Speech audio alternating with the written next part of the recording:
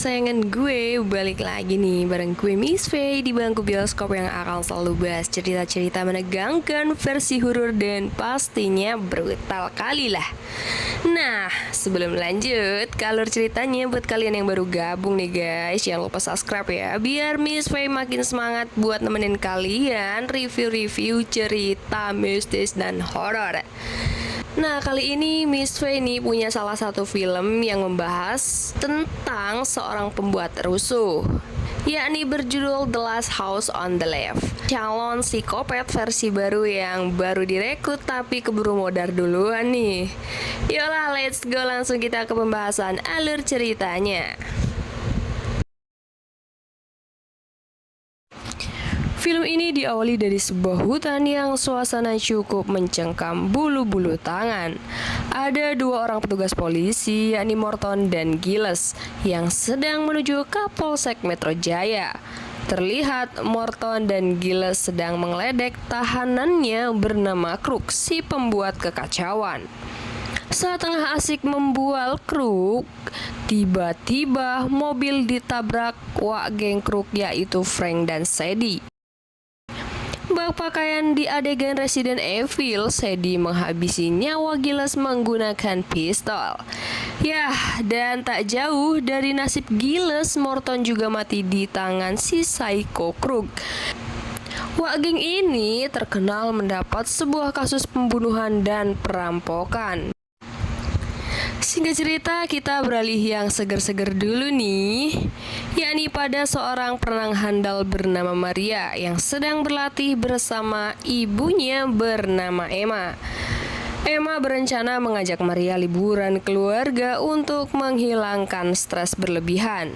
Singkat cerita, Mary dan Emma serta John, suaminya, sedang di perjalanan menuju ke tempat liburan, yaitu sebuah kabin milik keluarga sendiri yang berada di tengah-tengah hutan pinus dengan nama persimpangan Lex Fence in the Roots. Terlihat suasana kabin tersebut cukup sepi dan sunyi. Setelah sampai di kabin, Mary meminta izin kepada Emma untuk tinggal di kamar utamanya, yakni kamar mendiang kakaknya bernama Ben. Yah, jelas Emma mengizinkan Mary untuk tidur di kamar Ben. Nah, daripada bete, akhirnya Mary memutuskan pergi ke danau dan mengecek bagasi kapal. Mary melihat barang-barang yang pernah dipakai Ben saat masih hidup. Daripada sesedihan, akhirnya Mary yang melihat cowok asik tengah main di danau, Mary memutuskan untuk berenang ke danau.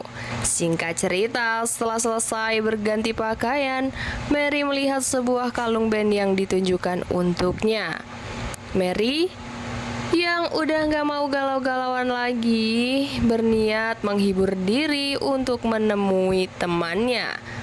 John yang sayang kepada Mary akhirnya langsung memberikan kunci mobil dan memberikan sejumlah uang jajan.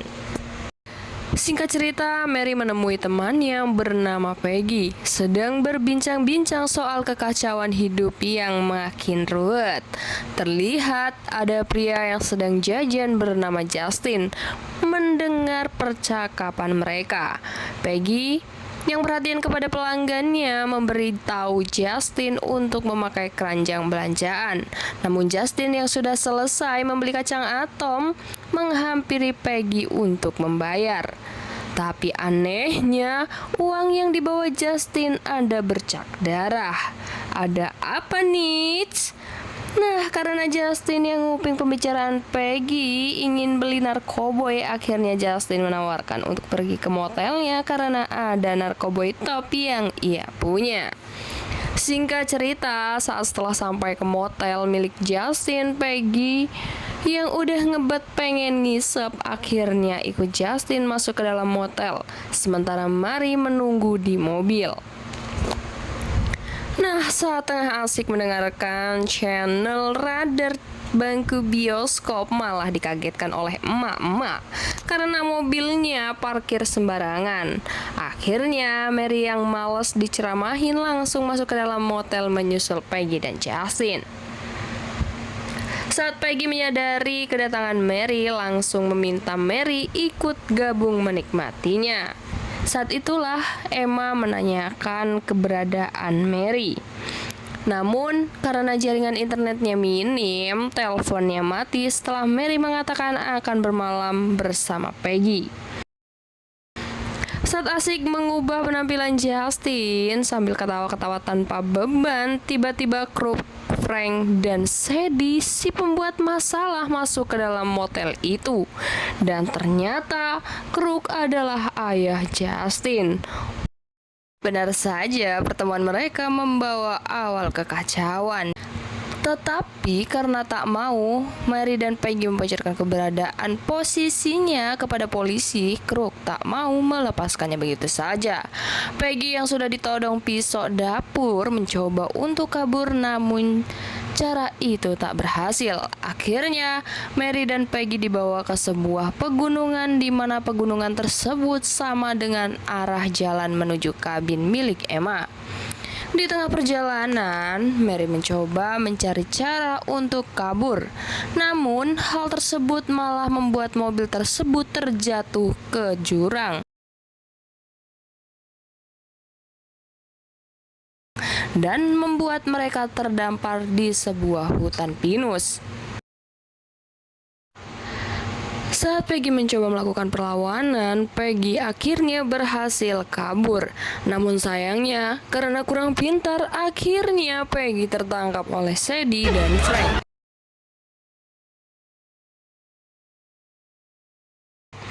Justin yang hanya bisa diam dan tak berjiwa brutal seperti Crook memaksanya untuk menodai kesucian Mary. Di tengah Crook yang tetap memaksa Justin, Peggy membual Crook yang dilakukannya sangat menyedihkan. Crook yang kesal akhirnya langsung menghabisi nyawa Peggy. Karena Crook capek meminta Justin untuk menikmati tubuh seksi Mary, Crook akhirnya sendirilah yang langsung mengeksekusi kesempatan menikmati tubuh Mary yang baru berumur 17 tahun. Ya, sangat tragis dan mengenaskan kejadian yang Mary alami. Mary yang tak menyerah dan tak mau mati konyol melemparkan batu ke arah kepala Crook dan Mary berhasil kabur. Karena Mary yang jago berenang, Mary menggunakan jalur air untuk menuju kabin Emma. Yah, pengejaran mereka terhenti saat Crook berhasil menembak Mary. Singkat cerita, karena badai datang, Crook, Frank, Sadie, dan Justin mendatangi sebuah kabin yang tak lain, itu adalah kabin Emma. Ya tentu Emma dan John mengizinkan untuk masuk, bahkan John membantu Frank untuk membetulkan hidungnya yang bengkok. Saat itulah Justin yang kebelet kiih meminta izin ke toilet, dan Justin tak sengaja melihat foto Mary di kulkas. Saat itulah Justin meminta maaf kepada Emma. Setelah selesai ke toilet, Justin meletakkan kalung Mary yang Justin sempat ambil. Singkat cerita, Crook, Frank, Sandy, dan Justin diizinkan menginap di seberang kabin. Mary yang terlihat selamat dalam tembakan tersebut sambil ngap-ngapan menuju kabin, dan akhirnya John yang mendengar suara bising tepat di teras belakang kabin akhirnya melihat Mary yang sudah sekarat.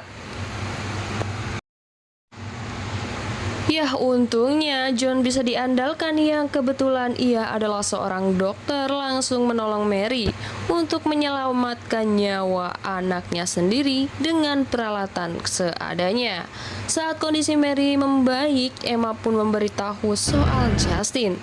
Dan John yang sudah terpukul melihat anak gadisnya diperkaos oleh seorang bondon tua langsung memberitahu Emma.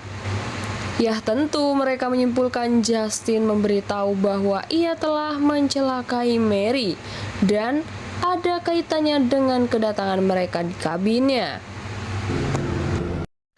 Ya, saat itulah John mengajak Mary dan merencanakan untuk kabur dari kabin tersebut. Saat John memeriksa kapal pribadinya, sayangnya kunci dari Jets tidak ada. Nah, di saat genting-gentingnya nih mencari kunci, si brengsek Frank malah datang. Saat menegangkan di mana Emma harus menutupi keberadaan putrinya yang tepat ada di ruangan tamu. Ya, singkat cerita, Frank yang melihat Mary langsung diserang Emma dan akhirnya berkat palu John, Frank modar. Ya, Justin yang sudah muak telah menunggu kedatangan John untuk membantunya menghabisi dan mengakhiri kejahatan ayahnya. Singkat cerita, John melihat Justin dan mengambil pistol dengan keadaan yang sangat hati-hati. Tapi Crook berhasil kabur dan lari ke dalam kabin seberang miliknya. Karena kunci kapal belum ketemu, John terpaksa masuk ke kabin tersebut untuk menemukannya. Crook dan John adu kekuatan siapa paling laki. Justin yang melihat kondisi John langsung membantunya, dan singkat cerita John berhasil membuat Crook tak sadarkan diri. Ya, akhirnya mereka selamat.